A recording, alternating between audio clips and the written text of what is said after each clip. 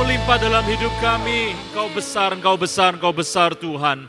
Terpujilah nama-Mu kekal untuk selama-lamanya. Dalam nama Tuhan Yesus, yang percaya berarti sama-sama boleh berkata, amin. Beri kemuliaan buat Tuhan Yesus, haleluya. Saya duduk Bapak Ibu Saudara sekalian.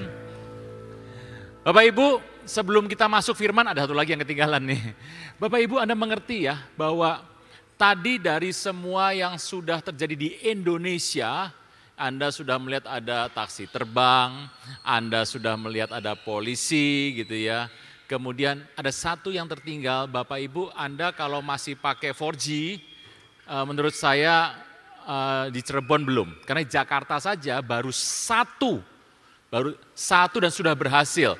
Bapak Ibu, Anda tahu bahwa dokter itu sudah bisa mengoperasi di Indonesia tanpa dia datang. Jadi ngoperasinya nggak datang di satu rumah sakit Jakarta Pusat yang internetnya kuat pakai 5G, mengoperasi, bisa gambar dipasang, dokter yang mengoperasi. Bapak Ibu, itu diambil dari Roma ke Beijing, itu bisa. Roma ke Beijing bisa karena Beijing sudah menerapkan 10G, 10G. Bapak Ibu, jadi kalau ini jadi di Indonesia kelihatannya akan mulai banyak bisa terjadi di Indonesia. Bapak Ibu, tapi menurut saya harus hati-hati. Kalau Anda nyoba-nyoba, hati-hati kalau pakai 4G kita masih meleret ya. Berbet, waduh bahaya itu. Lagi gini-gini berbet, waduh. Hati-hati. Jadi, tapi akan berkembang. Ini akan berkembang luar biasa dan Anda bisa melihat ke depan apa yang akan terjadi di Indonesia. Indonesia tiba-tiba tahun ini mengalami kemajuan yang dahsyat. Nah Bapak Ibu, seperti janji saya tadi kita buka kitab Daniel. Nah ini Daniel, ini bagus Bapak Ibu. Kitab Daniel selalu bicara mengenai akhir zaman. Daniel, Wahyu, dan Matius 24. Tapi memang banyak orang tidak bisa membuka dari Wahyu karena Wahyu itu masih terlalu banyak simbolik dan ini bicara apa tidak jelas. Tapi Daniel itu bicara pada Daniel 31. Firman Tuhan mengatakan dalam Daniel 11, 31. Tentaranya, nih di Daniel ini banyak katanya, dia, nya gitu ya. Nya di sini atau dia tuh bicara antikristus. Anda harus mendengar antikristus siapa? Hari ini ada banyak orang bercerita mengenai antikristus, Anda nggak usah dengar. Yang penting dengar dari Alkitab saja. Tentara akan muncul, mereka menajiskan tempat kudus, benteng itu. Tempat kudus dikatakan sebagai benteng itu. Jadi tempat itu akan berubah fungsinya nanti menjadi sebuah alat peperangan. Untuk menghapuskan korban sehari-hari dan menegakkan kekejian yang membinasakan. 32. Orang-orang yang berlaku fasik dan perjanjian akan dibujuknya sampai murtad dengan kata licin. Tapi umat yang mengenal Allah yang tetap kuat dan bertindak. 33. Orang-orang bijaksana di antara umat itu membuat banyak orang mengerti, tetapi untuk beberapa waktu lamanya mereka jatuh oleh karena pedang dan api karena ditawan dan dirampas. 34. Sementara jatuh mereka mendapatkan pertolongan sedikit, banyak orang akan menggabungkan diri pada mereka secara berpura-pura. 35. Sebagian orang bijaksana itu akan jatuh supaya dengan demikian diadakan pengujian, penyaringan dan pemurnian. Ada 3 hal, pengujian, penyaringan, pemurnian di antara mereka. Bapak Ibu, kalau Anda mendengarkan tadi bicara mengenai apa yang terjadi di muka bumi, kelihatannya kita mulai ciut. Tapi gini Bapak Ibu, ini harus terjadi. Bapak Ibu tahu bahwa Anda orang percaya, saya juga orang percaya. Kita akan melewati sampai titik nanti yang kita tidak tahu, Tuhan datang menjemput Anda dan saya. Saya pada akhir zaman sebab akhir zaman itu belum mencapai waktu yang telah ditetapkan. Ayat berikutnya 36. Raja itu adalah antikristus, akan berbuat sekendak hati, yang akan meninggikan dan membesarkan diri terhadap setiap Allah. Juga terhadap Allah yang mengatasi segala Allah, yang akan mengucapkan kata-kata yang tidak senonoh sama sekali, yang akan beruntung sampai akhir murka, sebab apa yang ditetapkan akan terjadi. 37. Juga para Allah nenek moyangnya tidak akan diindahkan. Ingat, antikristus itu kondisinya dia tidak peduli omongan orang. Baik pujian orang perempuan maupun Allah manapun tidak akan diindahkannya, sebab terhadap semuanya itu ia akan membesarkan diri. Berikutnya 38. Tapi sebagai ganti semuanya ia akan menghormati dewa benteng. Dewa benteng itu adalah dewa peperangan yang tidak kenal nenek moyangnya, akan dihormati dengan membawa emas, perak dan permata, barang-barang yang berharga. 39. Dan ia akan bertindak terhadap benteng-benteng orang diperkuat dengan pertolongan dewa asing itu. Siapa yang mengakui dewanya akan dilimpahi kehormatan. Ia akan membuat mereka menjadi berkuasa sebanyak orang dan kepada mereka dibagikan tanah sebagai upah. 40, ini penting. Bapak Ibu, lihat yuk sini. Peta Israel ya.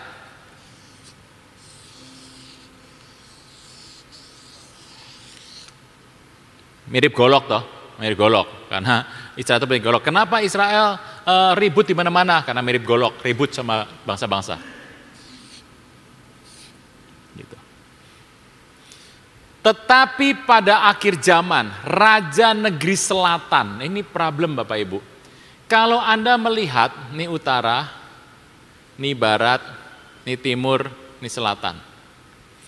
Raja Negeri Selatan itu siapa sih? Bapak Ibu ngerti bahwa Alexander Agung, Raja Negeri Yunani, Masedonia, Raja pertama Yunani, anak dari Filipus kedua, itu masih muda, dia menguasai muka bumi.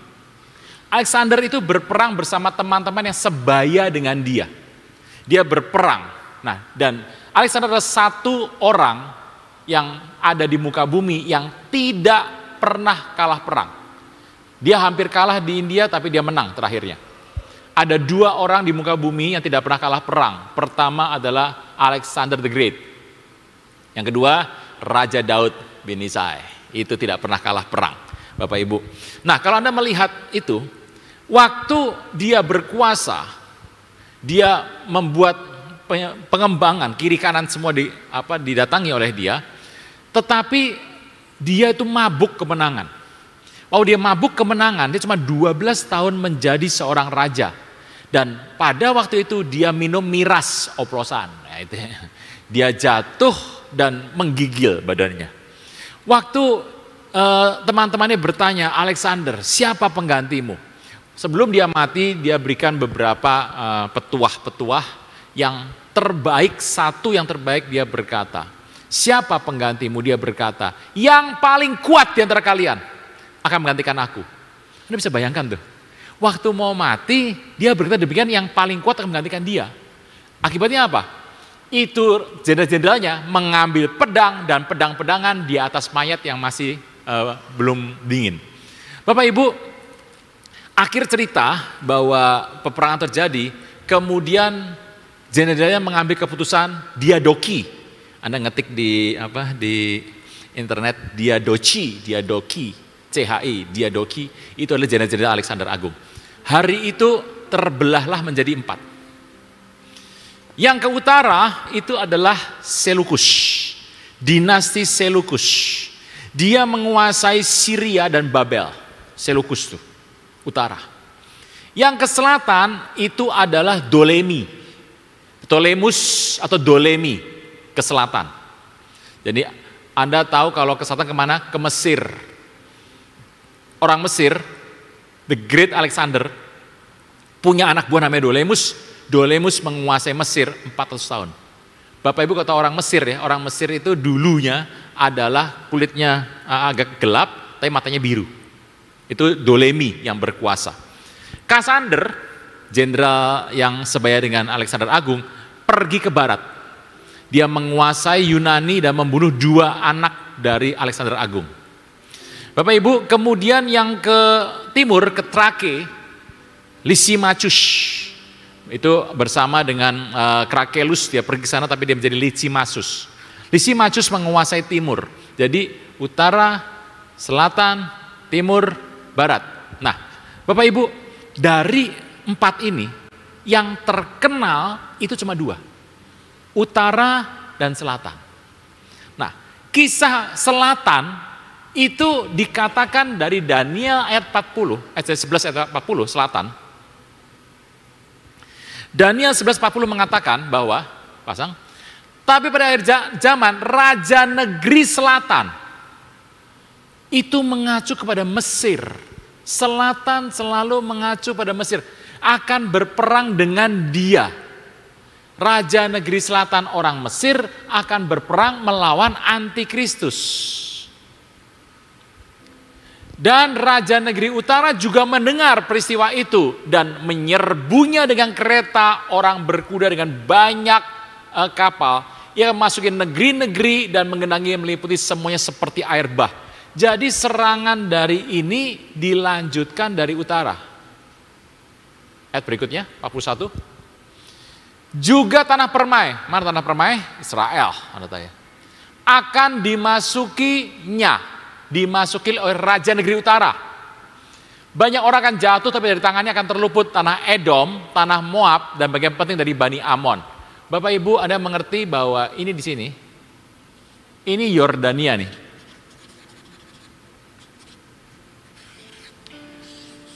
Laut Mati, Danau Tiberias. Ini Jordania di sini. Moab, Amon, dan Edom. Jadi negara yang aman di muka bumi menurut Alkitab adalah Jordania. Tapi Bapak Ibu tahu tuh Indonesia lebih aman, gitu ya. Indonesia aman. Gak usah pindah kemana-mana, di Indonesia aja Bapak Ibu selesaikan tugas Anda. Aman kok kita. Jadi itu aman. Bapak Ibu, karena nanti mereka menyediakan sebuah tempat supaya orang Israel bisa lari ke Jordania.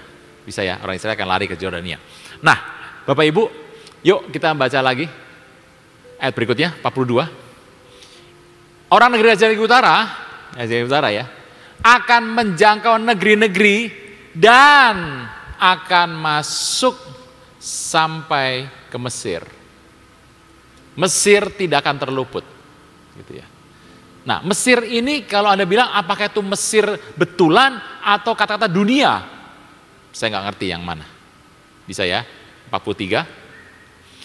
Ia akan menguasai harta benda, emas dan perak dan segala barang berharga dari Mesir. Orang Libya, orang Ethiopia akan mengikuti dia. Ternyata di sini Raja Negeri Utara ada orang Ethiopia, orang Libya ngikuti ini. Bapak Ibu, kalau Anda membuka dalam Yehezkiel 38, perang Gog Magog, ada dua jenis perang.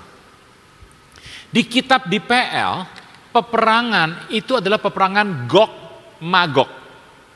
Raja Agung dari Magog, negeri Rosh, Rusia. Rosh adalah Rusia. Bapak Ibu, dia akan memiliki sebuah tempat yang disebutkan dengan dua nama, yaitu adalah Mesek atau Moskva, Moskow, dan Tubal. Itu ada di Rusia semuanya.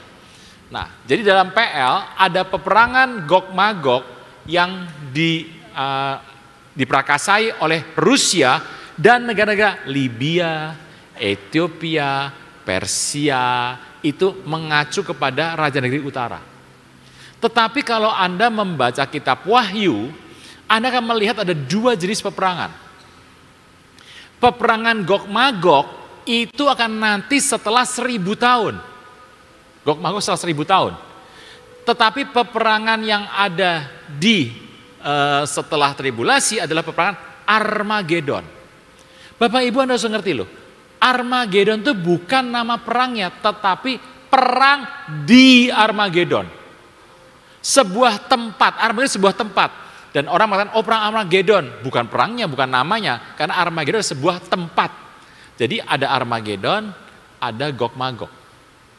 Kalau saya ditanya, Pak, perang dunia itu ada berapa, Pak? Kita sedang menunggu perang dunia ketiga. Gitu ya. Perang dunia ketiga kita nunggu semua. Bapak Ibu, sebetulnya hari ini Anda sudah melihat perang dunia ketiga. Di muka bumi ini negara sudah bersekutu.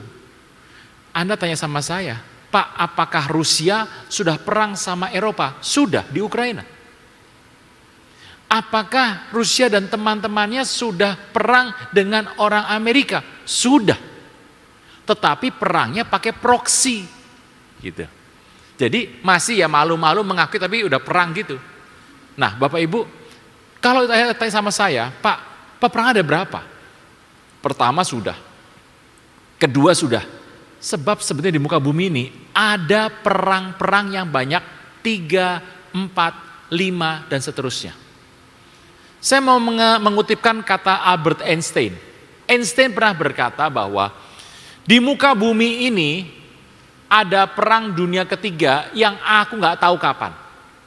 Aku nggak tahu bagaimana kondisinya. Negara yang ikut siapa saja, aku nggak tahu. Tetapi itulah yang terjadi dalam perang dunia ketiga. Tetapi Einstein mengatakan, perang dunia keempat, aku tahu. Perang dunia keempat yang terjadi nanti, orang akan perang membawa batu dan kayu. Bapak Ibu Anda tahu ya? Perang dunia keempat, orang bawa batu dan kayu. Berarti perang dunia ketiga, hancurnya kayak apa Anda tahu itu. Nah, kita orang Kristen aman ya, Bapak Ibu. Nah, itulah yang saya katakan bahwa orang Mesir, tetapi Mesir nyerang Israel itu dasarnya apa? Mesir itu baik-baik. Mesir membuat sebuah perjanjian. Anwar Sadat, presiden Mesir tahun 80 meninggal, ditembak oleh tentaranya dalam parade militer. Anda tahu itu ya Pak, ditembak karena dia membuat perjanjian damai dengan Israel. Dan sejak itu, sejak Mesir membuat perjanjian damai Israel, Mesir menjadi negara yang besar. Anda tahu di Timur Tengah kekuatan terbesar di Israel. Siapa nomor 2? Mesir. Mesir menjadi nomor 2 setelah Israel. Mesir mengembangkan banyak hal. Gitu. Walaupun Mesir sekarang sudah nggak terdengar lagi karena kasus di 2011 itu terjadi chaos waktu itu dan terjadi pergantian kepemimpinan. Bapak Ibu, tetapi firman Tuhan katakan nanti selatan atau Mesir dari cerita Daniel semuanya mengacu kepada Mesir. Raja negeri selatan melawan raja negeri utara. Raja negeri selatan itu pasti Mesir. Anda tanya sama saya, atas topik apa Mesir menyerang Israel? Kita nggak pernah lihat, nggak pernah tahu kita. Nah, Bapak Ibu, intinya dia menyerang ke Israel. Utara mendengar itu akan turun bersama Libya, Persia, gitu ya, Ethiopia, menyerang ke Israel, sambung ke Mesir. Dan kemenangan itu terjadi luar biasa sekali. Bapak Ibu, yuk lihat ayat berikutnya, 44. Ia akan 45. 44 dulu. Tetapi kabar-kabar dari timur. Ini Bapak Ibu. Diambil dari mana? Wahyu 16. Wahyu 16 ayat 16, 12 sampai 16 mengatakan raja-raja dari timur. Dari timur siapa? Firman Tuhan pernah mengatakan bahwa pasukan itu akan terdiri dari 200 juta tentara. 200 juta tentara. Negara yang punya tentara sebanyak itu kelihatannya adalah China atau India. Indonesia sekarang menurut statistik adalah negara keempat. China, India nomor 1, China nomor 2, Amerika dan Indonesia. 4 nih. Dari timur kemungkinan China beserta sekutu-sekutunya. Bapak Ibu, kalau Anda melihat India dan China kelihatannya tidak mungkin bersatu. Sebab Pakistan itu lebih pro ke China. Pakistan dibiayai oleh China besar-besaran. Bapak Ibu ngerti kondisi China itu membiayai kemana-mana, bahkan sampai ke Australia. Anda tahu di Selandia Baru, di Christchurch, setengah kota orang China di sana. Nah, itu yang terjadi. Dari timur akan datang dan masuk. Kabar dari sebelah timur, dari sebelah utara mengejutkan hati antikristus. Sehingga antikristus akan keluar dengan kegeraman yang besar untuk memusnahkan, membinasakan banyak orang. Ini akan masuk ke sana, ke Israel. Ayat berikutnya. Antikristus akan mendirikan kemah kebesaran di antara laut dan gunung Permai. Bapak Ibu, ini laut nih.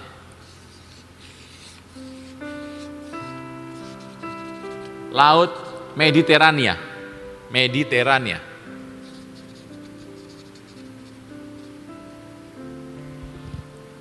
Dia memberikan kemah kebesaran di antara laut dan Gunung Kudus.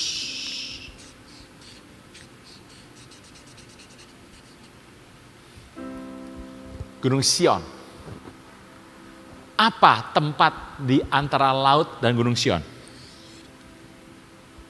Bapak Ibu, Anda tahu jawabannya adalah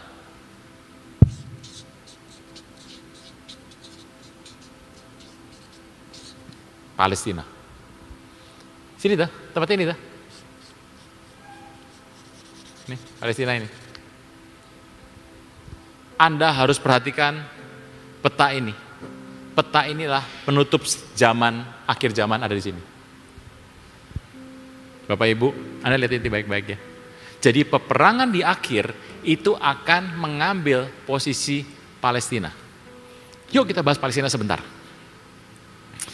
Israel itu Anda tahu cerai-berai dan dibuang. Dia berkuasa zaman Salomo, Daud, Salomo, terus sampai raja-raja. Kemudian tahun 586 sebelum Masehi, bait sucinya dihancurkan. Apa yang terjadi? Mereka dibuang ke bangsa-bangsa. Diaspora, dibuang kemana-mana. Setelah dibuang, mereka kemudian dikasih kesempatan untuk membangun kembali. Bapak Ibu tahu Raja Cyrus dari Persia mengatakan, atas biaya kami bangunlah itu. Kemudian pulanglah orang Israel dan membangun bait suci Herodes. Bait suci yang kemudian akan diperbaiki Herodes menjadi bait suci nomor 2. Nah, bait suci nomor 2 itu dibangun, orang Israel sebetulnya waktu itu sudah tidak menyembah Tuhan lagi. Mereka menyembah, cuma ada yang menyembah tapi sudah kehilangan garis utamanya. Apa yang terjadi? Tuhan Yesus datang di muka bumi. Tetapi orang Israel menolak. Waktu itu Tuhan Yesus dibunuh, meninggal, naik dan kekristenan menyebar. Pada tahun sekitar 135 Masehi, seorang dari kelompok Zelot yang bernama Simon Bar Kokhba, gembala ke-35 Israel, Simon Bar Kokhba ngangkat senjata dan berperang dengan orang Roma. Pertamanya menang dan orang Roma cukup kewalahan untuk menghadapi Simon Bar Kokhba. Tetapi Anda tahu pada tahun 132 dia menang, 135 kok dia kalah dan total kalah, hancur, dan habislah hari itu seluruh orang-orang Zelot. Sebab hari itu Simon Bar Kokhba berkata, kita angkat pedang bagi Tuhan dan bagi Mesias, aku Simon Bar Kokhba. Orang Israel itu ada dua, Israel dan Israel yang Kristen. Waktu orang Kristen melihat, dia ngaku dirinya Mesias, waduh, mereka mundur dan meninggalkan peperangan. Oleh karena itu Simon Bar Kokhba menjadi kalah dalam peperangan itu. Setelah Simon Bar Kokhba kalah, kemudian bait suci sudah hancur tahun 70, tahun 70 sudah hancur, tetapi masih bisa peperangan sampai tahun 135. Setelah itu hancur, tersebarlah orang Israel diaspora ke bangsa-bangsa, bahkan sampai ke Eropa dan Amerika. Tetapi Anda ngerti pada abad ke-20, 1917, Perang Dunia Pertama, hari itu orang Israel itu menguasai keuangan. Bapak Ibu tahu ya, karena keuangan itu menguasai dunia. Dia kuasai keuangan dan apa kerjaan orang Israel yang pertama? Jadi bankers. Banker itu orang Israel. Dia kuasai dan kemudian orang Israel itu membantu Inggris. Satu orang Inggris pernah menjadi Perdana Menteri Inggris itu orang Israel. Gitu. Jadi orang Israel pernah jadi Perdana Menteri Inggris. Bapak Ibu, apa yang terjadi? Waktu jadi perang Inggris dengan Jerman, orang Israel membantu Inggris dengan membuat peralatan perang dan mesiu. Oleh karena itulah Inggris bisa menang perang di perang pertama, World War pertama. Inggris menang perang. Atas keberhasilan menang perang itu, Inggris kemudian meminta James Arthur Balfour untuk membuat surat yang ditandatangani oleh James Arthur Balfour yang isinya menyerahkan tanah Israel. Israel itu udah dibuang orang keluar semua, tanahnya dihuni oleh orang-orang lain tuh. Menyerahkan tanah itu kepada Rothschild. Rothschild adalah satu generasi Israel yang berkuasa di Israel. Diserahkan kepada Rothschild tanah itu. Jadi atas perwakilan mewakili orang Israel semuanya, Rothschild menerima surat itu. Apa yang terjadi? Tanah itu sekarang menjadi milik mereka, orang Israel. Bapak Ibu, tetapi walaupun sudah jadi milik orang Israel, tapi peperangan terus terjadi. Sebab di tempat itu terdiri dari banyak orang. Orang Arab ada di situ, orang Turki ada di situ, dari banyak orang, dan ini tidak bisa diusir. Tetapi Israel mengambil tempat-tempat penguasaan yang penting, dan pada tahun 1948 Israel menyatakan merdeka. Israel merdeka 14 Mei 1948, Israel mengambil sebuah keuntungan besar. Apa yang terjadi? Orang-orang tadi yang ada di Israel itu masih tinggal di Israel. Tapi Israel sudah menguasai semuanya. Dan Israel telah menetapkan dari tahun 1917 sampai 1948, dia mengatakan aliyah. Ada 5 hal Bapak Ibu, orang Israel buat 5 hal. 1, aliyah, pulangkan orang-orang berdarah Israel di seluruh muka bumi. Makanya Bapak Ibu kalau Anda ke Israel, Anda melihat yang jaga karcis itu kok orangnya ada hitam ya. Ini orang kulit hitam ngapain di sini? Tapi dia orang Israel. Lah kok bisa? Ya bisa aja. Sebab seluruh orang Israel aliyah, pulang gitu ya. Ada yang naik pesawat pulang, itu tahun 33 banyak sekali gambar-gambar itu. Pulang semua ke Israel. Kalau mereka pulang, mereka ingin tinggal di sana. Jadi Israel harus membangun perumahan. Membangun perumahan itu sulit sekali karena pasti orang-orang tidak suka. Makanya Israel harus membangun persenjataan yang kuat. Nomor 3, persenjataan yang kuat. Ini hanya bisa terjadi, Israel akan dipandang oleh di muka bumi apabila Israel membangun bait suci. 4. Dan yang kelima, Israel mengatakan mereka akan menantikan Mesias datang. Kalau Mesias datang, seluruh kondisi Israel, kesulitan Israel akan selesai. 5 ini yang mau dibuat orang Israel untuk di muka bumi. Dengan segala cara, at any cost, dibuat tuh. Apa yang terjadi hari itu? Maka dia buat ini dan dia mulai menggeser orang-orang ini. Tetapi pada tahun 67, wah ini lama ya, 48 sampai 67 lama tuh, perang terus tuh. Terjadi peperangan di Israel. Bapak Ibu tahu perang 6 hari? Israel dikepung sama 10 negara, 4 negara berperang, 6 negara membantu persenjataan. 10 negara nyerang Israel. Dalam 6 hari Israel menghabisi 10-nya. Habis semua kalah. Dan mengambil daerah-daerahnya. Jadi daerah-daerah itu diambil oleh Israel dari Mesir, dari Jordania diambil, di daerah di atas. Bapak Ibu pernah pergi ke sebuah gunung Hermon? Nah, itu diambil waktu itu. Semua diambil. Dan PBB bingung, kok bisa begini, kenapa? Lalu Israel mengambil itu. Jadi petanya Israel berubah menjadi peta yang lengkap. Tetapi Bapak Ibu, orang Palestina ada di situ. Palestina siapa sih sebenarnya? Palestina adalah orang-orang Arab atau orang buangan. Misalnya dari negara A masuk orang, dari negara B masuk orang. Itu disebut orang Palestina. Mereka mendiami sebuah tanah. Mereka mau diusir, mereka nggak mau. Karena negara-negara nggak ada yang mau terima mereka. Bapak Ibu, apa yang terjadi? Sebetulnya mereka itu dikuasai oleh orang Mesir dan Yordania. Mesir, Yordania itu menguasai orang-orang ini, tapi mereka sudah diambil oleh Israel sebab kalah. Nah, Israel mengatakan di tempat ini akan dibangun negara Israel. Orang-orang yang tinggal di situ, yang kecil ini, berkumpul dan memilih seorang pemimpin yang bernama Yasser Arafat. Udah meninggal orangnya. Yasser Arafat tahu ya? Yasser Arafat berjuang terus gitu, berjuang terus. Hari itu jumlah anggota orang yang ada di Palestina 86% orang Kristen. 86% orang Kristen loh.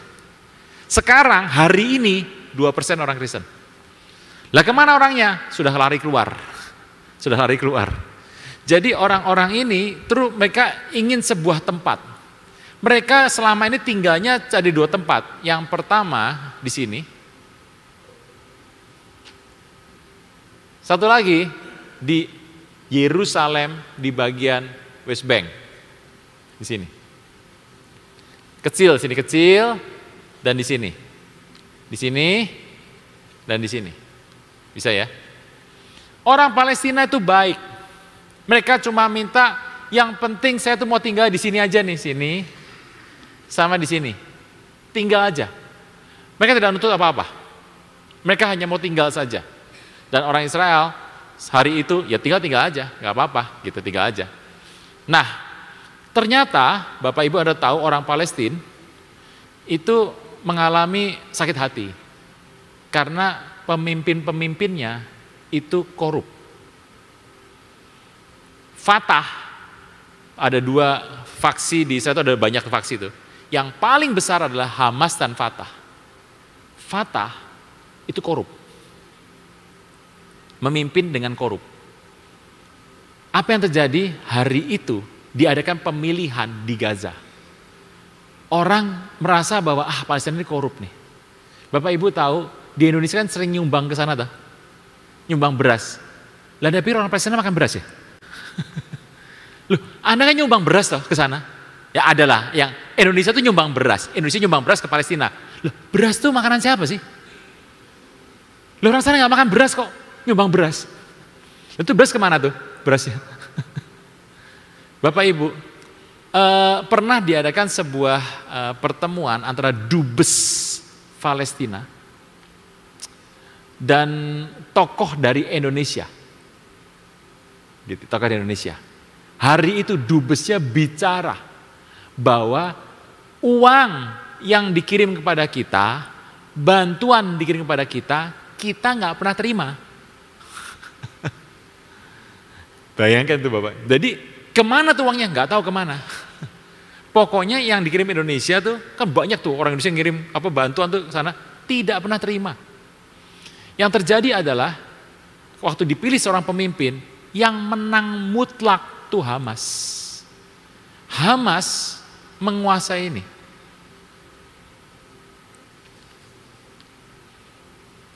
Ternyata pada tahun 1994 Yasser Arafat mengatakan ini negara kita dan orang dunia setuju gitu ya. Jadi orang-orang Israel tinggal di tengah, di samping negara musuh-musuh. Waktu orang Palestina mengatakan ini negara kita Palestina, itu negara-negara musuh Israel seluruhnya setuju. Sejak itu Palestina menjadi negara. Anda bisa bayangkan tuh, jadi negara tuh. Dan dibuatlah bendera. Dengan pemimpinnya Yasser Arafat. Jadi itulah mereka kan kami di sini tindas, kami dijajah oleh Israel. Bapak Ibu, itulah sejarahnya. Makanya kalau Anda tanyakan Palestina sebuah negara, iya. Kata siapa? Kata mereka. Punya bendera diakui, iya. Bahkan Perancis 1 September nanti mau mengakui Palestina. Perancis tuh mengakui. Perancis itu masalah problem. Satu hari Macron kan Netanyahu lagi perang sama Hamas tuh Netanyahu. Perancis bilang, kami mulai besok gak mau kirim lagi senjata. Kami akan bantu diplomasi tapi kami gak mau kirim senjata lagi sama Israel.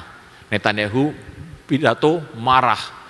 Memalukan engkau gini. Langsung dia bilang, kami bantu lagi. Nah, tapi sekarang dia berbalik lagi, dia berkata, kami akan segera mengakui Palestina. Bapak Ibu melihat ya, dalam perang antara Israel dan Hamas, satu-satu negara Eropa mundur. Finlandia mundur, Spanyol mundur, Norwegia mundur, itu sudah mundur semua.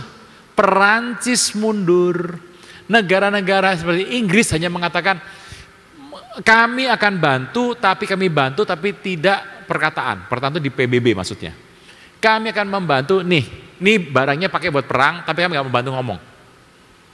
Bapak Ibu, Anda lihat ya, dalam peperangan ini, Eropa menarik diri. Siapa yang masih bantu Israel? Amerika. Amerika sekarang menjadi bantuan yang utama bagi Israel. Bapak Ibu kan tahu, kenapa sih Amerika sama Israel tuh kenapa jadi teman baik? Bapak Ibu mengerti, the 4th of July, 4 Juli 1776, Amerika merdeka. Bapak Ibu tahu tempat di Amerika itu banyak menggunakan kata-kata Yahudi. Amerika adalah sebuah perusahaan, bukan sebuah negara. Perusahaan yang dibangun untuk mendukung Israel. Jadi siapa presiden yang paling gak mau dukung Israel? Obama. Zaman Obama Israel itu betul-betul kecut sekali. Zaman Obama ini tidak, tapi tidaknya mereka juga tidak, antara tidak dan iya gitu. Tapi Amerika itu punya keputusan dia akan dukung Israel apapun yang terjadi, terutama Trump.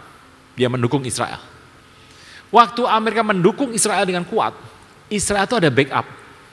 Makanya Bapak Ibu tahu Israel itu perang, Hamas kemarin menghabiskan dana itu besarnya bukan main. Waktu perang dengan Iran, itu dananya itu 12 hari perang tuh. Itu sekitar maksimal 300 triliun. Bisa maksimal 200 sampai 300 triliun, 12 hari. Itu belum dana-dana dan kehancuran rumah orang-orang yang harus diganti oleh pemerintah. Tapi Amerika tetap dukung aja, Amerika dukung tuh. Mau bikin apa? Dukung. Kalau Anda tanya, dari mana Pak duitnya? Pertama, karena orang-orang Amerika yang kaya-kaya adalah orang Yahudi. Yang kaya-kaya adalah orang Yahudi.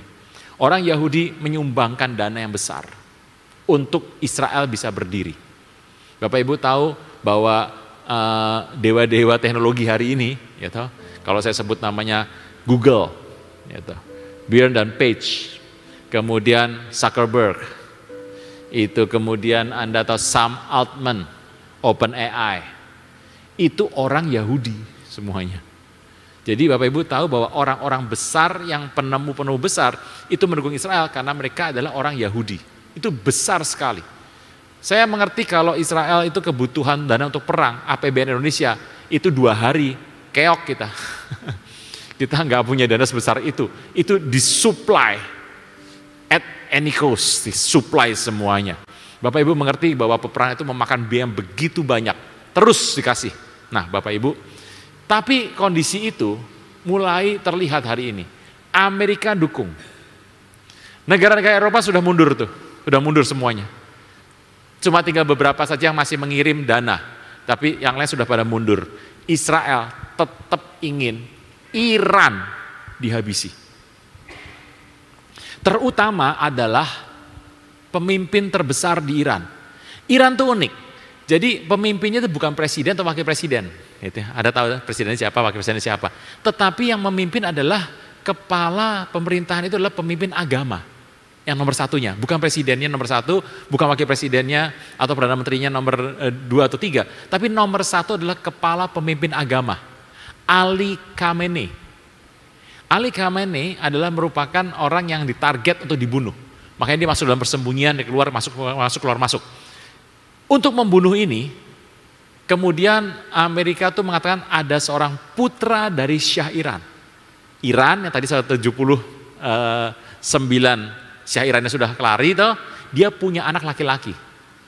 Namanya Reza Pahlavi, umurnya sekarang 64. Nah, orang itu sekarang menjadi topik Amerika membiayai orang ini supaya dia membuat kudeta.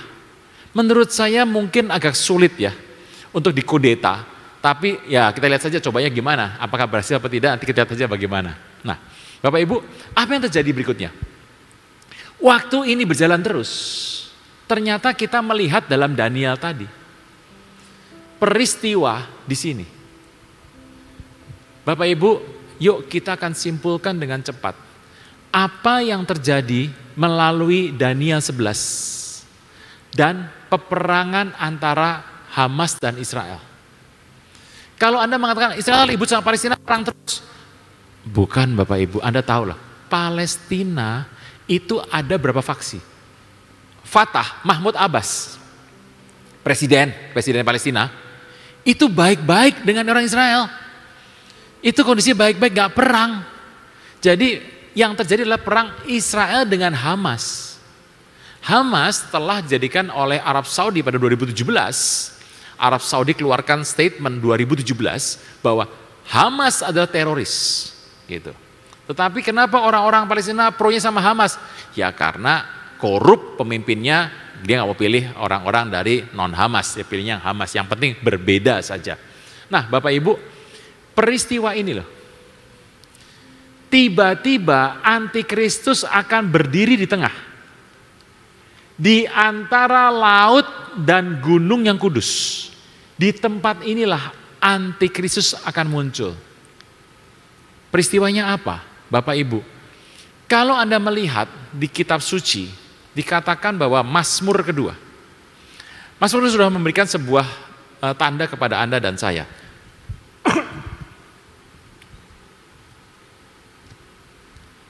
Mazmur kedua.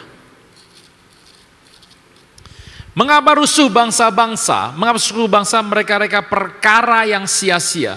Raja di dunia bersiap-siap, para pembesar bermufakat bersama-sama melawan Tuhan yang diurapinya.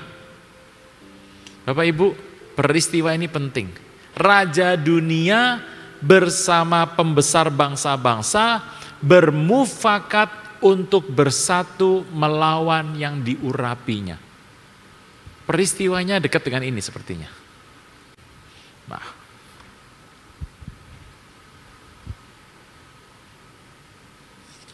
antikristus ya.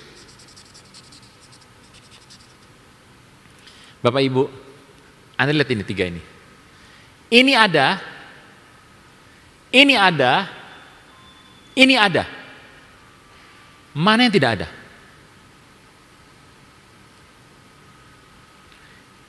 Disebut, disebut, disebut. Mana yang belum? Antikristus kelihatannya besar kemungkinan datang dari barat. Ini disebut, ini disebut, ini disebut.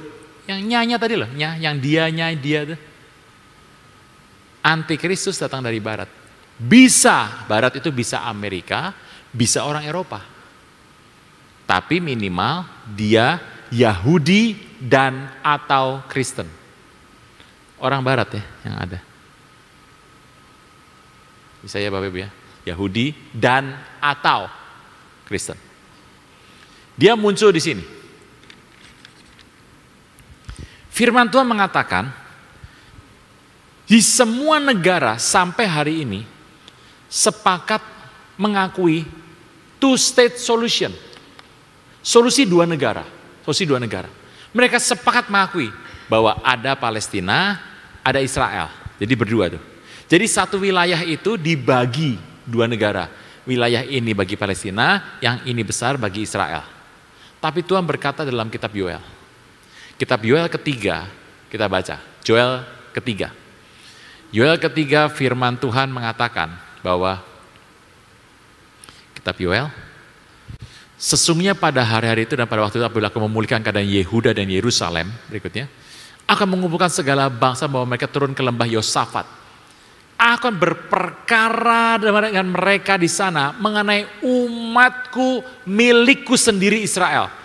Karena mereka mencerai beraikan ke antara bangsa-bangsa dan membagi-bagi tanahku. Karena mereka membuang undi mengenai umatku, misalkan seorang anak laki karena seorang sundal, menjadi seorang perempuan karena anggur itu diminum, berikutnya. Lagi apakah sangkutmu dengan aku, hai Tirus, Sidon, dan seluruh wilayah Filistin? Apa kamu hendak membalas perbuatanku? Apakah bila kamu melakukan sesuatu dalam aku, maka dengan cepat, dengan segera aku membalikan perbuatan itu kepadamu sendiri. Ternyata solusi dua negara, membagi Israel, dua negara, itu bukan kehendak Tuhan. Kehendak Tuhan adalah one state solution, solusi satu negara yang tidak akan diterima oleh orang Israel.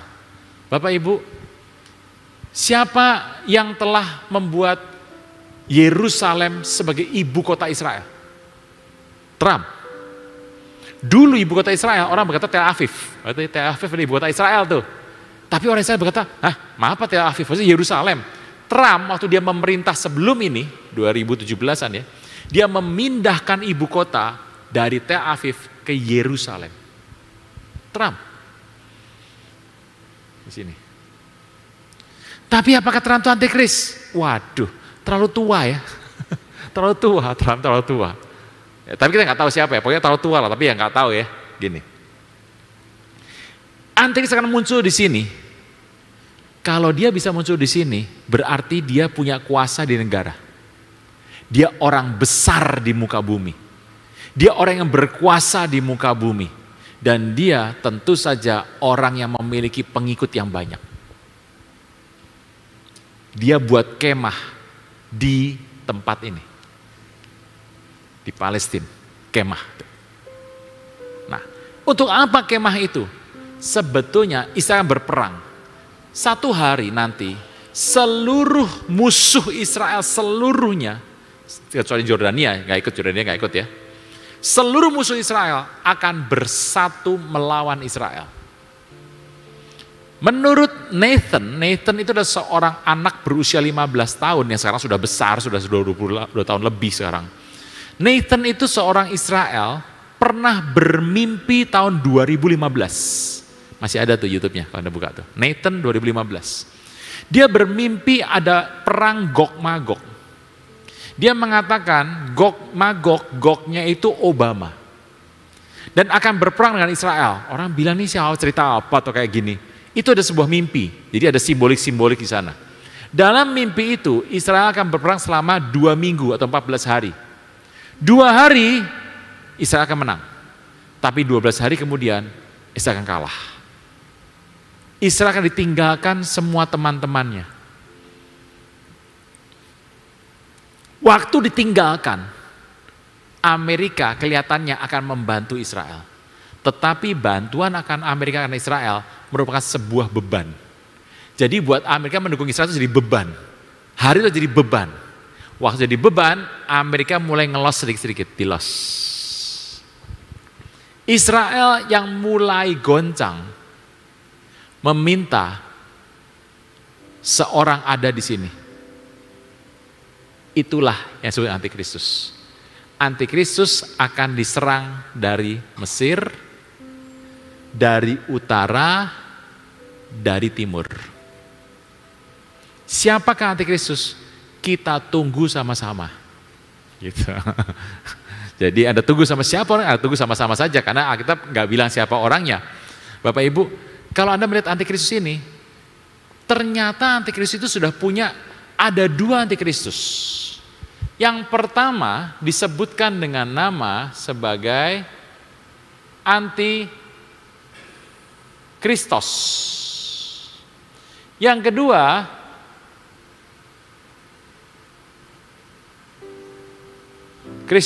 Kristi. Ada antikristos, ada antikristi. Apa bedanya? Antikristus adalah satu orang yang Anda pikir dia ini akan nanti memimpin gitu ya.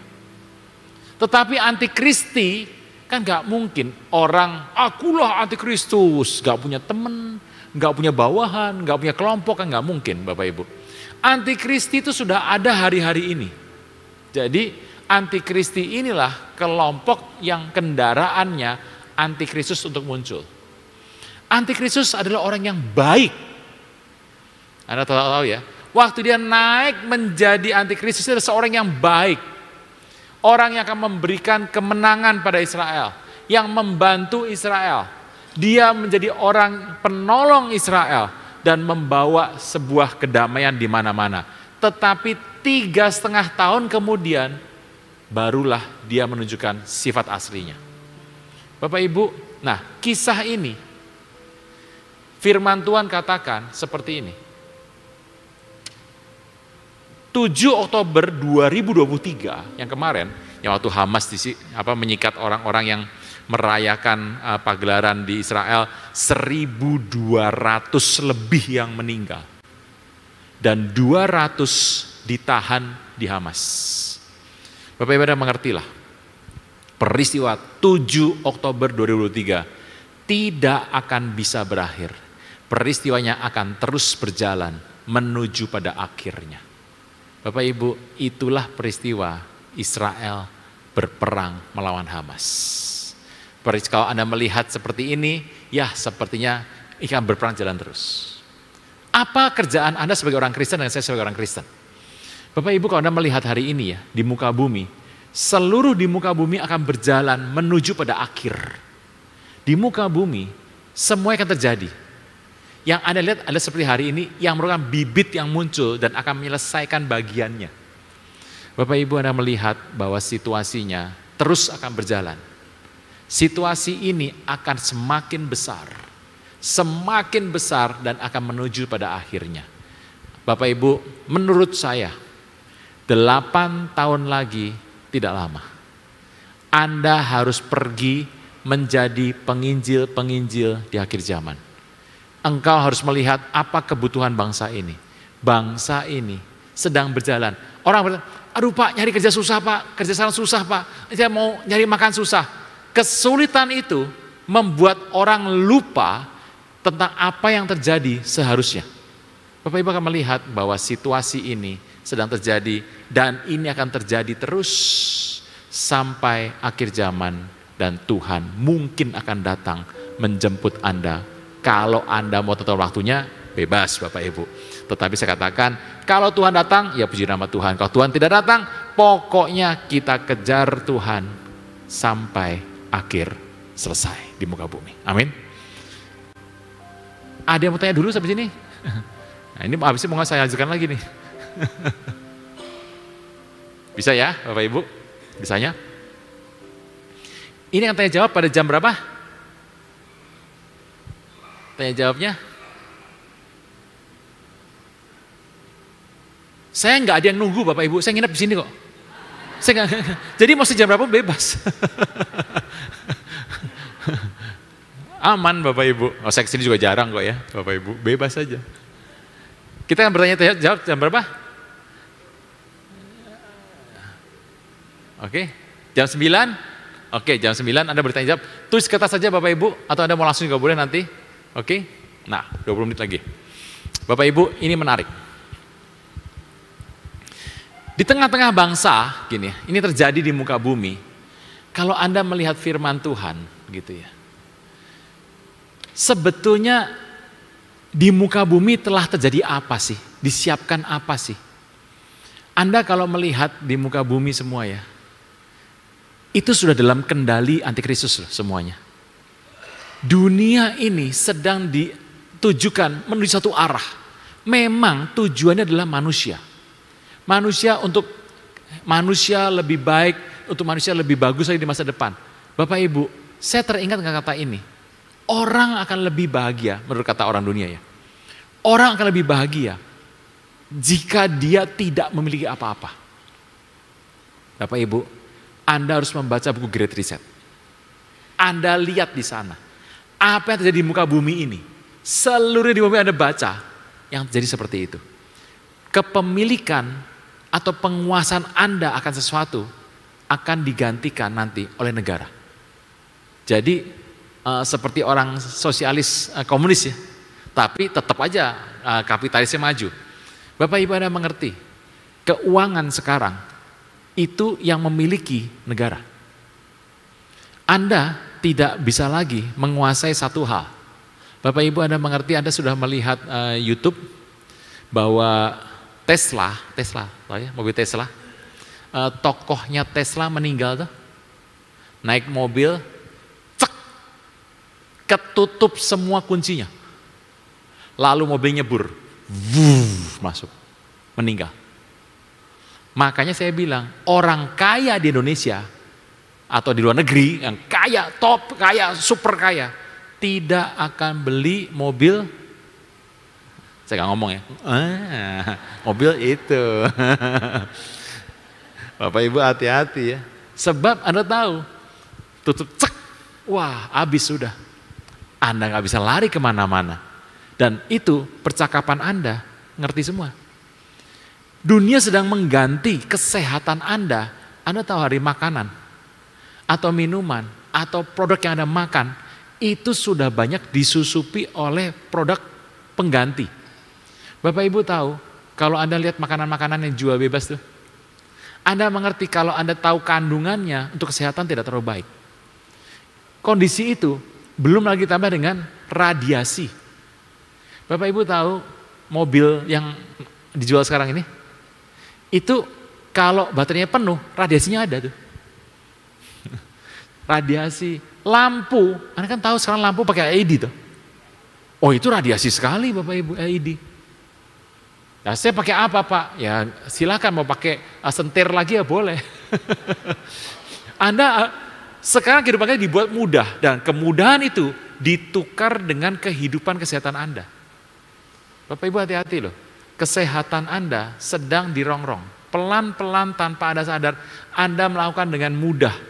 Anda harus tahu, saya biasa kemana-mana, tubuh saya ini nggak ada handphone di sini. Kalau ada taruh sini gitu ya, kantongin atau ada kantong sini. Waduh, itu radiasi tinggi sekali Bapak Ibu. Nah, radiasi itu ada kalau sehari 2 hari nggak berasa memang. Tapi Anda ingat, ada tidur di rumah toh. Berapa internet yang jalan selagi Anda tidur? Gitu. Jaraknya mungkin jauh. Tapi kalau tiap rumah sudah pasang internet, Anda tuh tidur itu dalam kondisi ruangan yang dikuasai internet tuh. Bapak Ibu, Anda harus pikirkan baik-baik untuk hal ini. Kesehatan, makanya Bapak Ibu berasa bahwa hari ini banyak orang sakit. Saya kembali lagi kepada peristiwa yang dulu. Itu lagi Pak. Bapak Ibu tahu ya bahwa gejolak untuk melakukan sebuah vaksinasi itu di Indonesia tidak terlalu berhasil. Oh iya toh Pak, iya. Loh kenapa? Bapak Ibu kan Anda pakai yang pertama dari China toh, vaksin dari China. Itu aman Bapak Ibu. Anda pakai saja aman itu. Kenapa? Karena vaksin itu cuma bisa 4 bulan. Lah 4 bulan tuh gimana? Anda sudah pesan tuh 4 bulan ini? Pesan dulu, datang gitu. Di data dulu, di adminnya dipasang dulu, kemudian dikirim ke Indonesia. Indonesia kan lebar sekali. Luas sekali Indonesia itu. Dikirim dan itu sampai di tempat yang naik pegunungan segala macam. Itu memenuhi waktu yang butuh lama sekali. Akibatnya adalah yang Anda beli di China, vaksinnya itu aman. Karena waktu dicolok, gitu, sudah lewat kadaluarsanya. Bapak Ibu Anda boleh ketawa. Penemunya di China 75 hari mengatakan kami menemukan, 78 hari dipakai, sudah masuk penjara. Udah masuk penjara orangnya. Jadi Profesor Yang udah masuk penjara. Sebab dia proklamasi bahwa ini vaksin paling top. Tidak dicoba kepada binatang, kepada manusia, dan langsung dimasukkan sebagai vaksin yang terutama. Akibatnya sekarang itu daftar penyakit pesertanya yang ngikutin itu begitu banyak bejibun. Kenapa Indonesia aman? Ya pertama karena kita tidak periksa. Gitu.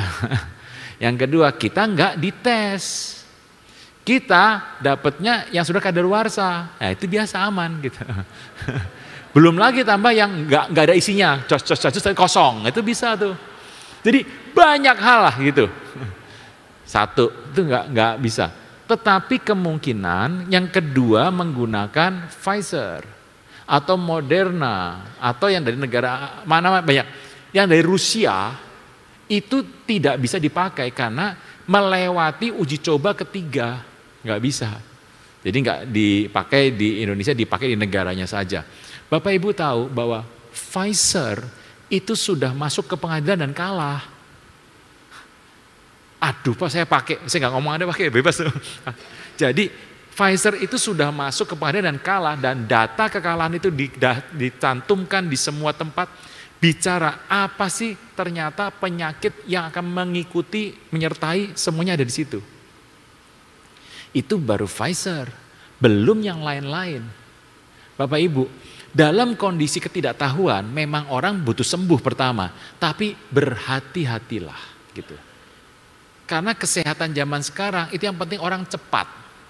Nah kalau ini mau dicepat seperti ini, itu pasti ada problem efek sampingnya. Bapak Ibu, saya mengerti bahwa Anda waktu itu ya saya vaksin aja lah. Ya, untung Tuhan melindungi jadi aman gitu ya. Nah Bapak Ibu, tapi kondisi ini apakah terjadi lagi? Pasti terjadi lagi.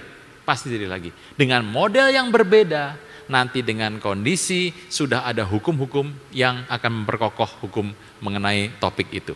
Bapak Ibu, kesehatan menjadi utama. Bapak Ibu tahu toh, kesehatan Indonesia berapa harganya? Anda ke rumah sakit Anda tahu toh. Anda masih mau pakai apa? Mau pakai asuransi? Ya puji nama Tuhan. Bapak Ibu Ikut asuransi untuk apa sih? Supaya Anda bisa membayar. Asuransi merupakan sebuah hal yang biasa bagi orang luar negeri. Orang Indonesia, gak usah asuransi lah, gini aja, saya sehat toh. Nah itu problem tuh hidupnya. Orang luar negeri pasti punya asuransi. Bapak Ibu kenapa punya asuransi? Sebab kesehatan itu biayanya tinggi sekali. Bapak Ibu, Anda Indonesia mengeluarkan asuransi yang namanya BPJS. Puji Tuhan, bagus itu. Tetapi belum bisa memenuhi kebutuhan kesehatan secara normal. Jadi Bapak Ibu harus sekarang sudah mulai berpikir untuk bagaimana kesehatan Anda ambil, untuk bagaimana kesehatan itu Anda bisa mendapatkan. Bapak Ibu, kesehatan itu menjadi utama. Melalui kesehatan, orang bisa mengalami semua yang diacu oleh antikristus. Bapak Ibu tahu ya, bahwa kesehatan itu yang paling cepat dan paling mudah. Anda mengerti TBC, ngerti? Bill Gates? Halo, tahu tak? Ah, tahu ya, tahu semua tuh. Bapak Ibu tahu? Bill Gates, seorang tokoh dari Microsoft, kemudian beralih untuk kepada masyarakat. Dan kemudian dia mengambil satu tipe yang bernama adalah untuk mengentaskan pola kesehatan orang-orang daerah-daerah dari dunia ketiga. Di Indonesia itu penting bahwa dia mengatakan dia mau mencoba dengan vaksin TBC. Kenapa Indonesia? Karena di Indonesia itu banyak orang yang masih punya TBC. Tapi ingat, TBC di Indonesia ada dua macam. Yang bisa menular dan tidak menular. Namanya TBC sama tuh namanya. Tapi ada dua kemungkinan, satu menular, satu tidak menular gitu ya.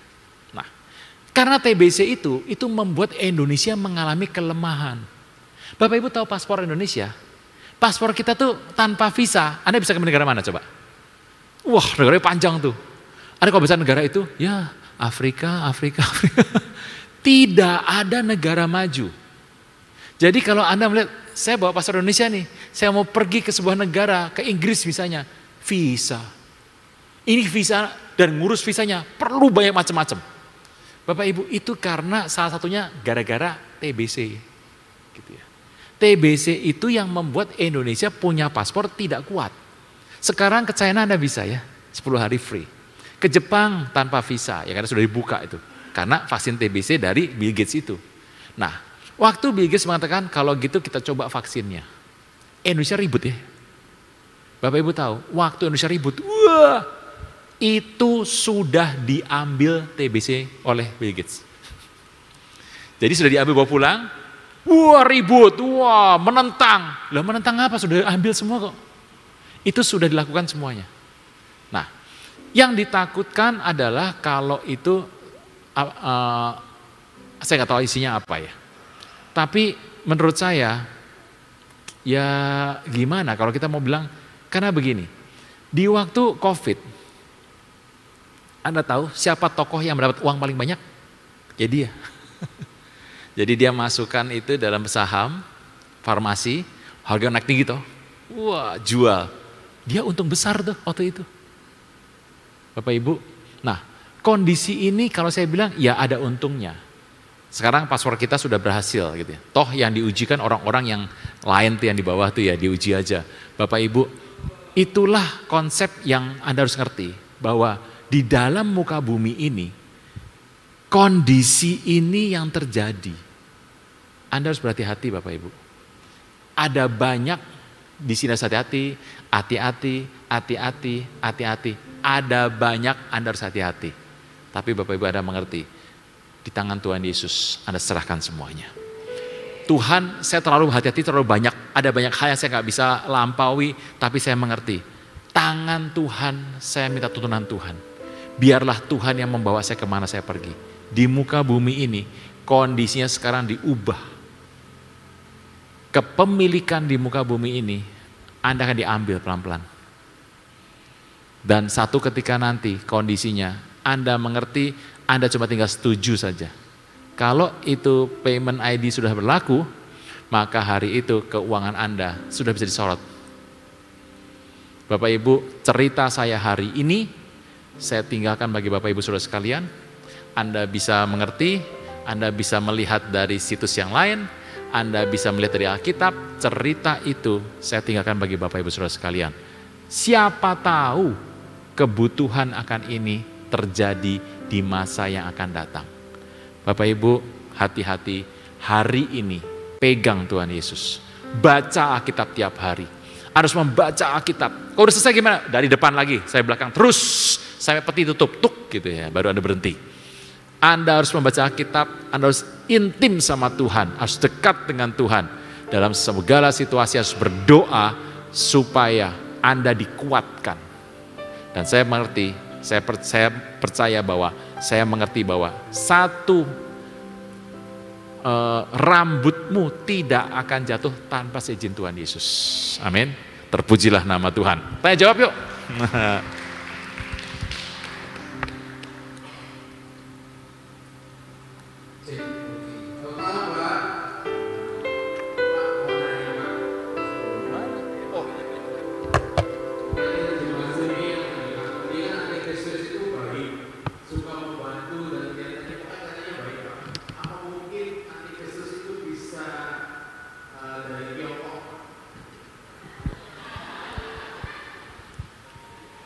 Saya kalau jawab gitu susah, karena gini, itu jawaban itu. Tiongkok ada di timur, ini ada di barat. Timur ada raja sendiri, raja timur akan datang. Dari barat pokoknya. Yahudi dan atau Kristen. Gitu. Jadi orang Tiongkok nggak masuk. Gitu. Indonesia juga nggak masuk, nggak masuk Indonesia. Antikristi mungkin, Tiongkok mungkin, antikristi, tapi antikristos tidak mungkin. Gitu, oke?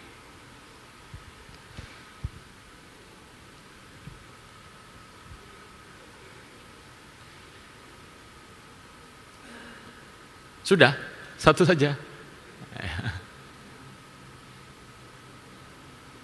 Oke, sudah ya. Oke, Bapak Ibu, silahkan kalau ada yang mau tanya, kita akan selesai nanti jam 10.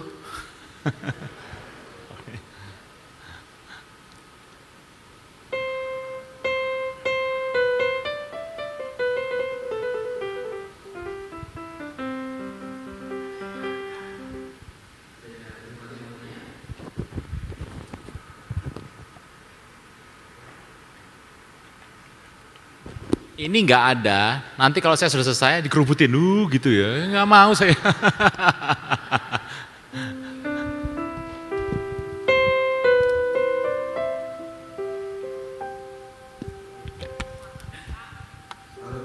Ya.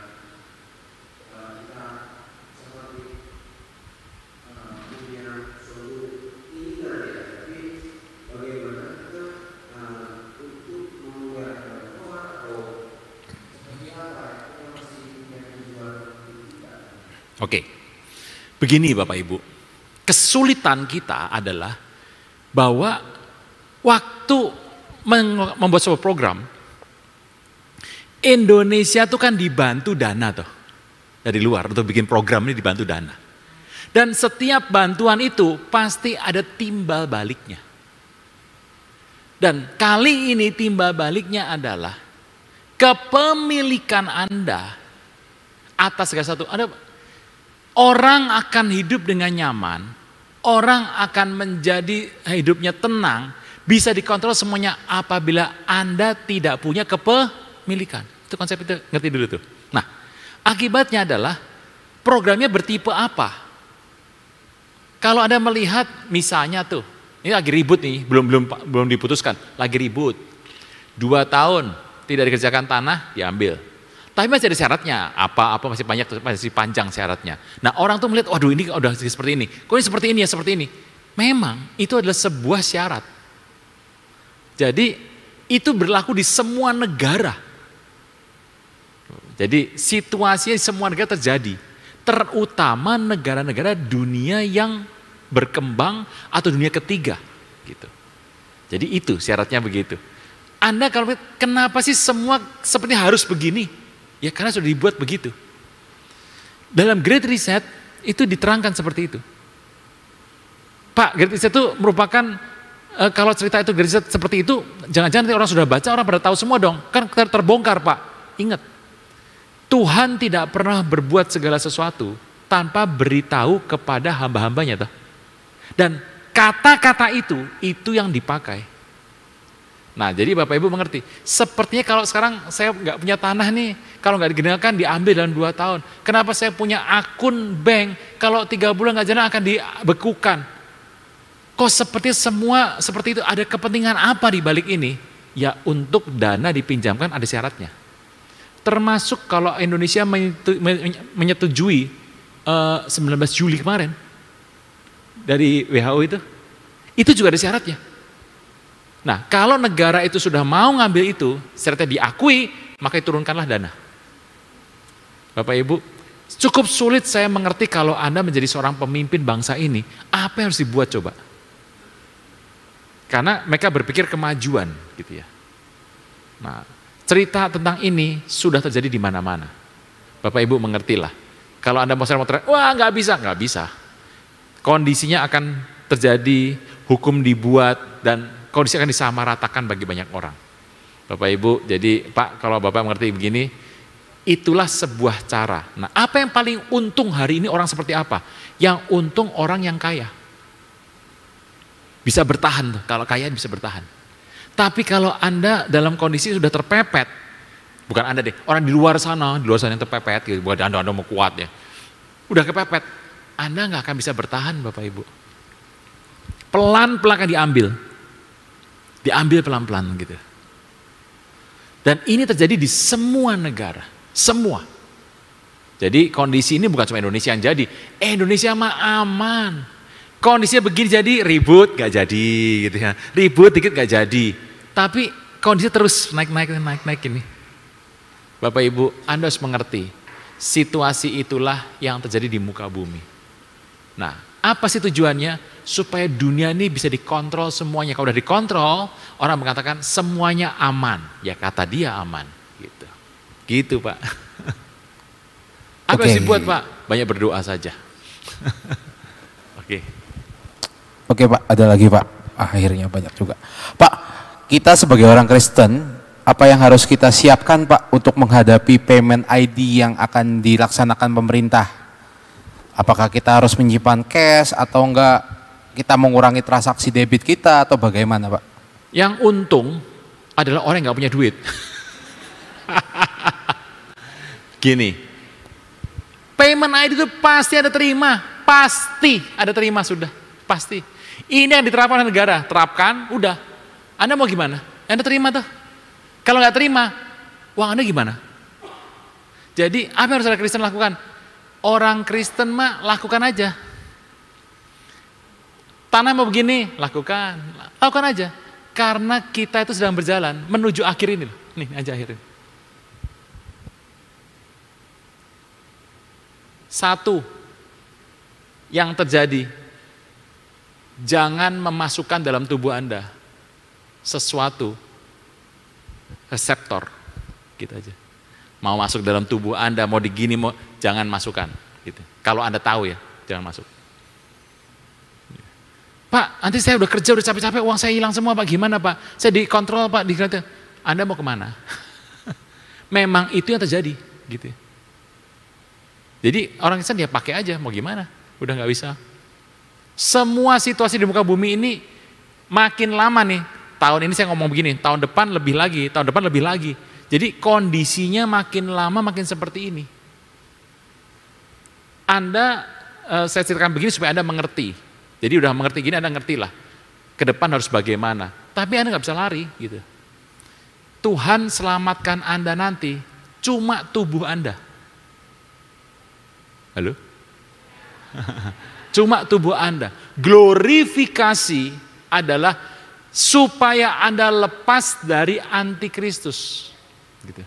Lepas dari si jahat itu loh. Kan pertama ada sebuah penebusan, ada pengudusan, yang terakhir ada glorifikasi. Anda lepas dari si jahat itu. Cuma Anda, tubuh Anda saja, harta bendamu tidak. Gitu. Jadi apa yang harus saya perbuat? Ya hari ini bijak-bijak saja menggunakan keuangan. Gitu. Jadi lakukan apa yang penting dengan keuangan Anda, pokoknya yang seperti yang penting saja. Karena kalau Anda mulai banyak belanja, disorot, Anda kena. Gitu. Itu saja yang saya bisa katakan, tapi nggak bisa lari daripada itu. Welcome to the jungle. Investasi apa Pak yang terbaik untuk kedepannya? Kripto kah, saham, emas, tanah, atau apa Pak? Ini materi ya, materi nih. Itu, kalau Tuhan Yesus, namanya percaya Tuhan Yesus, percaya Tuhan Yesus. Gini Bapak Ibu, kalau tanah untungnya besar, tapi harga tanah sekarang susah jual. Tanah juga ada pajaknya yang Anda harus bayar setiap tahun. Jadi cenderung ini kondisi hari ini kalau pegang yang tanah tuh nggak terlalu bagus gitu ya. Yang bagus itu saham, tapi saham yang bagus yang blue chip. Saya ditanya orang, Bapak tuh 3 saham megang apa? Gitu ya. Kalau saya 3, saya akan milih. 1, saham B, tit gitu. Ngomong sini masuk YouTube ya nggak? Itu 1, karena bagus itu. Itu nggak perlu saya pegang-pegang, nggak apa-apa gitu ya. Itu bagus. Oke. Yang kedua, saya akan pegang saham B, tit lagi. Gitu. Anda tahu saham depannya B itu apa gitu ya. Bapak Ibu Anda tahu. Nah, yang ketiga saya belum berpikir gitu. Saham masih bagus, tapi saham di Indonesia. Anda punya saham di Indonesia untuk Anda mengembangkan, untuk menjaga. Jadi saham itu untuk menjaga. Saham kalau Anda mau jual beli hari-hari ini berat hari ini. Tapi Indonesia belum mengalami, saham masih naik terus nih. Masih naik terus, sudah 7.500 naik sedikit. Gitu. Kripto, saya harus bilang Bapak Ibu, kripto tuh macem-macem. Gitu ya. Tipenya macem-macem. Yang kripto pertama tuh Bitcoin.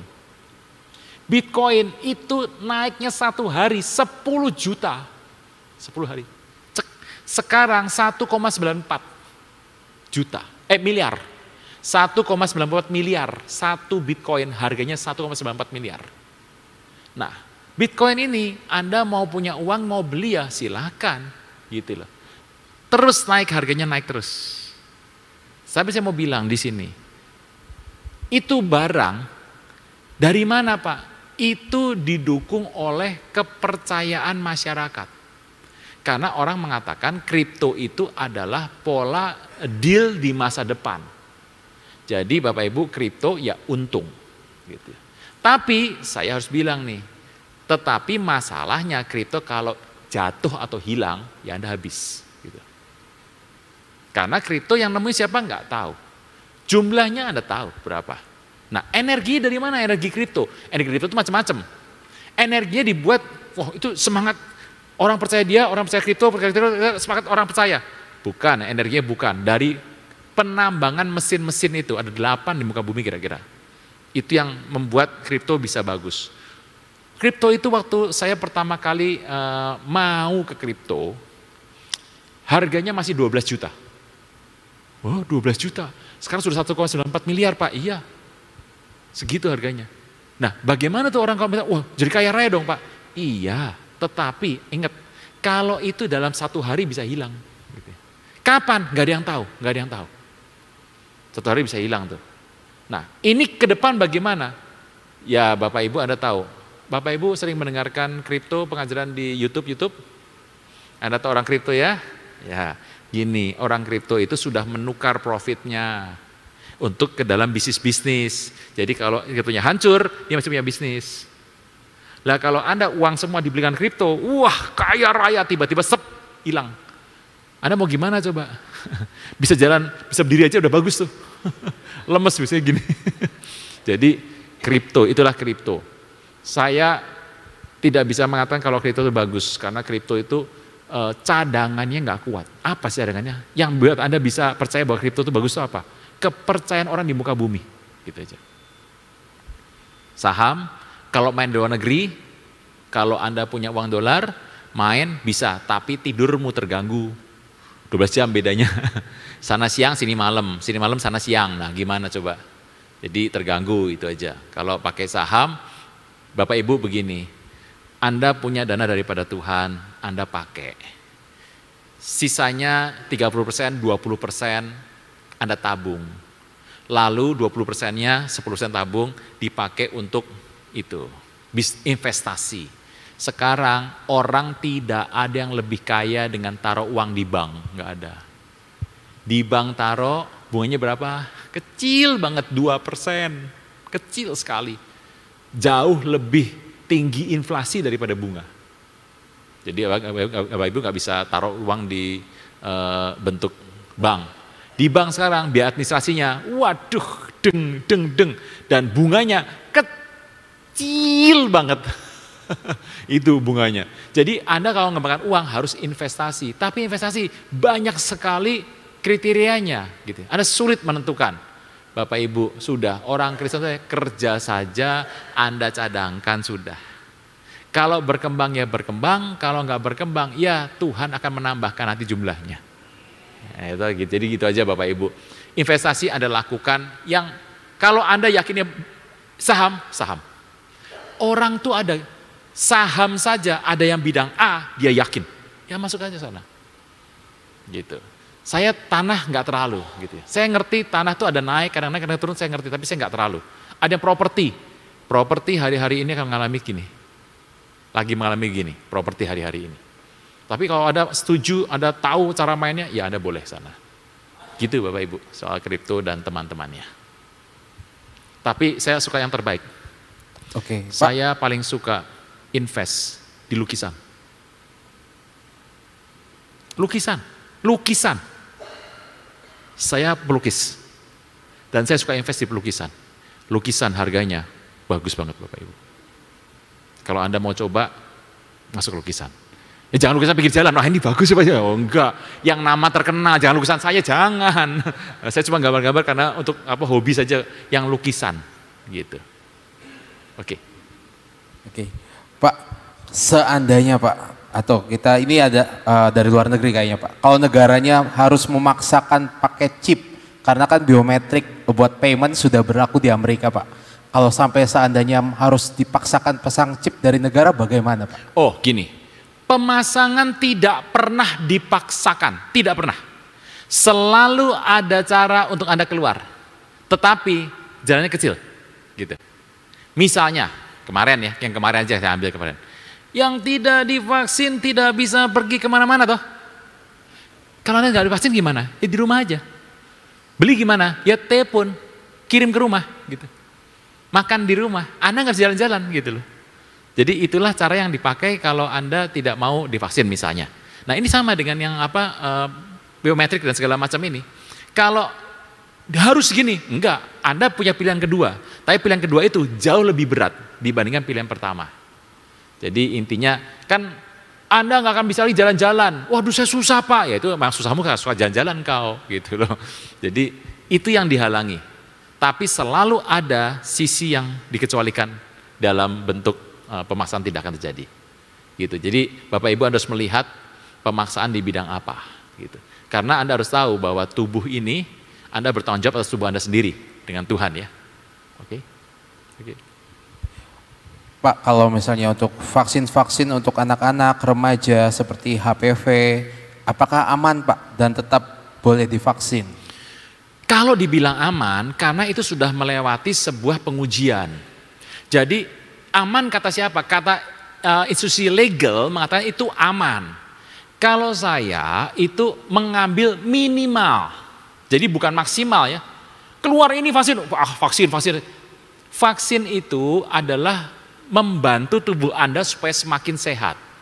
Jadi yang dipakai sebetulnya dengan makanan, Anda percaya dengan makanan, Anda tidur, Anda jaga, itu Anda sudah cukup sehat. Anda tambahkan vaksin yang sudah lama, misalnya vaksin harus jalan kira-kira 10 tahun atau 15 tahun, itu baru aman. Tapi kalau vaksin baru 75 hari, 2 bulan, itu mah hasilnya juga dipertanyakan. Sampai sekarang juga akhirnya tahun ini keluarlah data-data vaksin-vaksin yang bermasalah gitu loh. Karena baru keluar dalam waktu 2 bulan atau 3 bulan. Nah, vaksin yang keluar dalam bentuk tahunan itu lebih aman gitu ya. Anda bisa menggunakan vaksin-vaksin itu apabila kondisinya menyesuaikan kondisi Anda. Tapi kalau saya hanya mengambil yang penting-penting saja. Tidak semua tapi penting-penting aja. Aman atau tidaknya tergantung. Anda lihat dulu institusinya sudah melegalkan apa belum. Kalau sudah, ya sudah aman buat Anda. Oke. Pak, bagaimana menurut Bapak tentang Presiden Amerika Serikat sekarang? Ada yang bertanya, ini Presiden Amerika itu bisa jadi salah satu orang yang ditunggangi antikris untuk mewujudkan antikris itu hadir. Seperti waktu pas pemilihan kemarin, Donald Trump tiba-tiba ditembak dan akhirnya memperoleh suara karena kejadian tersebut. Wahyu dan 13 banyak-banyak ya? kejadian itu seperti itu, Pak. Mirip Wahyu 13 ya. Akan kena kepalanya luka segala macam gini Bapak Ibu. Kalau dia digunakan, memang Bapak Ibu tahu dia, apa dia orang beragama? Apa dia orang Kristen? Ya, apa arti Anda Kristen? Gitu ya. Dia memiliki agama, semuanya agama, tapi pola hidupnya, rumah tangganya, Anda nggak bisa bilang dia seorang Kristen loh. Jadi itu Kristen adalah agamanya dia, iya. Dia berdoa Pak, iya. Terus apa? Dia cuma diam aja doa, diam gitu. Jadi orang tuh mengatakan, oh dia orang Kristen yang bagus ya, karena kondisinya gini. Saya mau katakan bahwa semua kepala negara di muka bumi ini itu harus mengikuti satu aturan yang jelas. Aturannya itu apa? Aturannya adalah aturan resmi yang dibuat. Nah, dibuat oleh siapa? Ya kemungkinan besar dari antikristus. Jadi kalau saya mengatakan bahwa dia mengambil kegiatan untuk menjadi pengikut antikristus, kemungkinan benar. Tapi apakah dia antikristusnya? Saya bilang belum tahu gitu ya. Jadi kondisinya adalah orangnya itu mengikuti apapun yang dikatakan oleh dia, kondisinya di muka bumi kan sudah ada lihat, sudah jadi tuh. Di muka bumi. Di muka bumi ini goncang karena apa? Karena dia. Dia mengenakan tarif, goncang di muka bumi, semuanya goncang gara-gara tarifnya dari Trump. Nah, Anda harus ngerti situasinya adalah seperti itu. Jadi kalau Anda mengatakan, dia tuh antikristus atau bawahannya antikristus, ya mungkin. Apa dia sadar? Mungkin juga tidak. Gitu. Bapak Ibu, Anda berdoa saja bahwa kita melihat dunia yang hari ini Anda masuki, Anda punya kesempatan untuk memberikan kabar baik. Gitu saja. Oke? Masih ada? Terakhir Pak, terakhir. Pak, tadi kan Bapak menyatakan statement kalau ada sesuatu kejadian besar, setelahnya itu ada penuaian besar-besaran Pak. Nah, bagaimana sikap kita terhadap perang yang ada, terus juga megatrust yang akan terjadi, biar semua kejadian itu membawa lawatan Pak untuk Tuhan. Bapak Ibu, yang saya belum cerita adanya bencana alam. Indonesia aman dari bencana alam. Tetapi biasanya nanti dari mulai musim hujan akan ada bencana di Indonesia terjadi. Dan bencana itu makin lama makin besar. Bapak Ibu, Anda mengerti bahwa semuanya itu adalah mendukung supaya Anda pergi menginjil. Anda mengerti bahwa di muka bumi ini ada bencana-bencana yang terjadi setiap tahun. Dan kondisinya itu akan memakan jiwa banyak. Anda mengerti, Anda sudah melakukan banyak hal untuk ini, tapi saya mau kasih tahu bahwa tanda-tanda itu harus terjadi menurut Alkitab. Semua yang Alkitab katakan pasti terjadi. Dan engkau hidup di muka bumi, engkau pasti melihat tanda-tanda di Wahyu 24. Pasti Anda melihat semuanya, kejadian ada di situ. Nah, kondisi itu, ya sedikit banyak Anda mengerti bahwa situasi itulah, kesulitan hari itu, fenomena hari itu, Anda harus melihat sisi positifnya. Anda bisa menginjil dengan kondisi fenomena ini. Kalau ada malapetaka, penginjilan pasti besar. Anda ngerti ya, di Jakarta waktu dulu gereja di kota, daerah kota itu daerah apa, jarang gereja. Gereja bisa punya jemaat 300, itu disembah orang tuh. Wih, itu susahnya banget, 300 susah loh. Di kota tuh nggak ada, gereja kecil-kecil. Tetapi waktu kerusuhan terjadi tahun 98, setelah itu gereja besar-besar dan jemaatnya ribuan. Kenapa? Ya karena ada fenomena itu.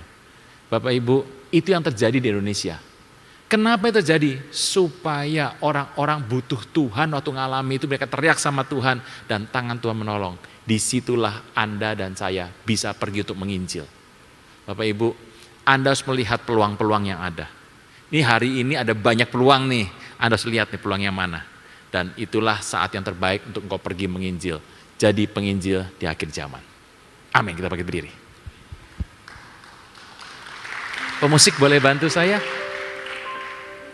Anugerahmu jadi perisaiku, mengelilingiku, memeliharaku. Anugerahmu untuk seumur hidupku. Ada saat yang lain anugerahmu jadi perisaiku, mengelilingiku, memeliharaku. Anugerahmu untuk seumur hidupku, terjadi dalam hidupku. Anugerahmu jadi perisaiku, mengelilingiku, memeliharaku. Anugerahmu untuk seumur hidupku. Ada saat yang lain pergi, anugerahmu jadi perisaiku, mengelilingiku, memeliharaku. Anugerahmu untuk seumur hidupku. Anugerahmu untuk seumur hidupku. Anugerahmu untuk seumur hidupku, terjadi dalam hidupku. Engkau berkati kami semua dengan rahmat-Mu yang besar. Engkau membuat kami layak untuk masuk mengalami peristiwa akhir zaman ini, sebab Engkau memiliki sebuah rencana dalam hidup kami, rencana besar dalam hidup kami yang kami mungkin tidak paham, tapi Engkau telah memberkati kami berlimpah-limpah. Tuhan, Engkau pakai setiap orang di tempat ini. Orang yang dengarkan rekaman ini, Engkau pakai. Kami percaya bahwa kami bersama-sama akan masuk dalam sebuah masa yang indah. Masa di mana Tuhan bertahta di atas segala yang bisa disebut disembah. Kami percaya bahwa Engkaulah yang terutama, yang terbesar. Terpujilah nama-Mu kekal untuk selama-lamanya. Dalam nama Tuhan Yesus yang percaya boleh berkata, amin.